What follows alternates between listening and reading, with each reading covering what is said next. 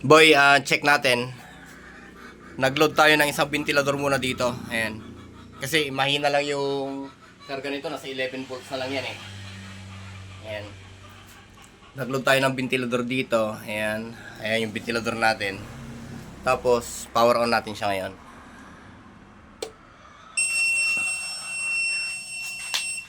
Ayan. Yung beep niya normal na. Hindi na siya gaanong kahaba. Antayin lang natin.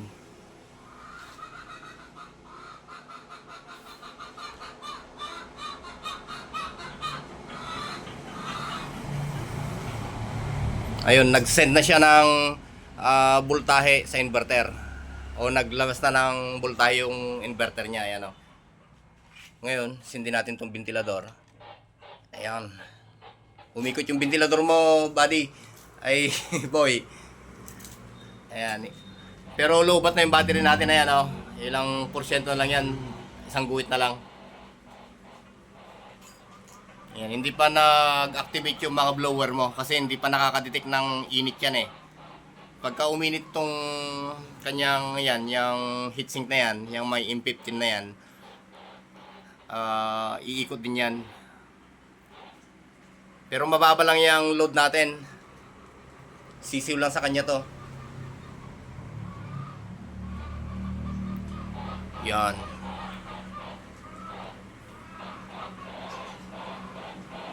Ewan ko kung may dahilan yung pagsabay natin ng press dito kanina, tapos power on. Kung minsan kasi sa mga electronics ganun eh, kung last resort ka na, o wala nang paraan, pinipindot mong pinagsasabay yung mga pindutan na yan, tsaka mo ino-on para at least ma-restart lang yung mga CPUs niya dyan. Ayan, so far okay naman. Ayan, umaandar oh.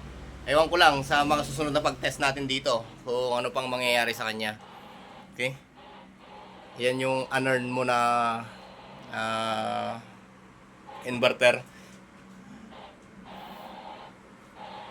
o solar charge controller. Ayan. All in na kasi yan eh. Pwede sa easy in. Pag nag-run out, magkakarga yung battery. Tapos ito yung easy out. Ayan. Kung wala kang PB, ayan. Kung wala kang PB, pwede mong i-connect sa kuryente to para siya yung magcha-charge sa battery para kung walang kuryente, mag-automatic na mag-generate yung kanyang inverter. Bali, kung wala kang solar panel ano, ayan. Sa mga kasama lang natin 'yon sinasabi ko, boy, kasi alam ko may mga panel ka eh. Ayan. Pero kung may panel ka, pwede yung PB. Siya yung magkakarga sa battery. Pagka oras na ng gabi, pwede mo gamitin yung inverter niya. Ayan. Ayos naman, Lods. Check pa natin. Patay sindi. Ayan, hayaan lang natin na naka-on yung ventilador para mabigla siya. I-on natin siya.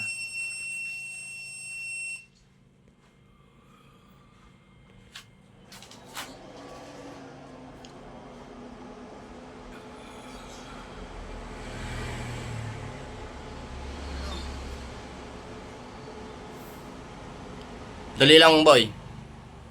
Ayan, nag-send na siya ng... Ayun, nag-fault siya, oh.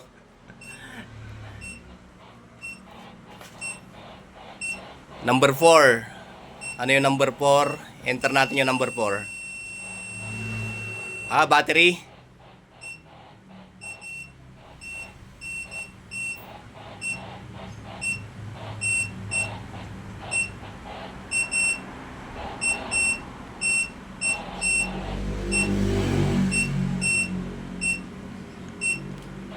Lobat na.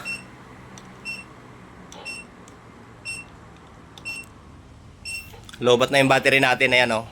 Nung pinatay ko yung electric fan, natanggal yung beep. Skip natin to. Ayan. Sisindi natin to ulit. Yung. O, battery na siya.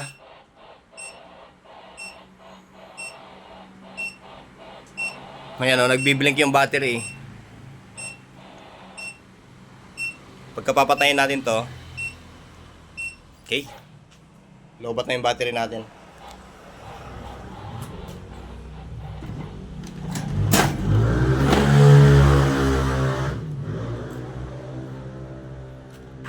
Check natin kung ilang volts yung battery.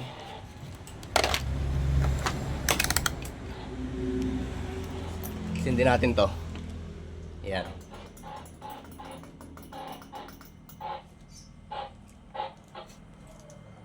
Okay.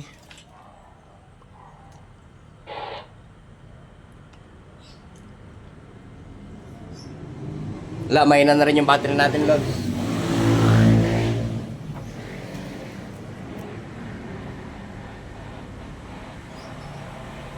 Yan, pero okay naman siya umandar uli. Yan o. Na-detect niya lang na may pagbagsak sa battery kaya nagganon. Pero okay na siguro yan. Obserbahan ko na lang. Subukan kong loadan ng maganda-gandang battery. Tapos paganahin ko yung kinakailangan lang na hindi ko dadagdagan yung load niya. Ganyan na muna.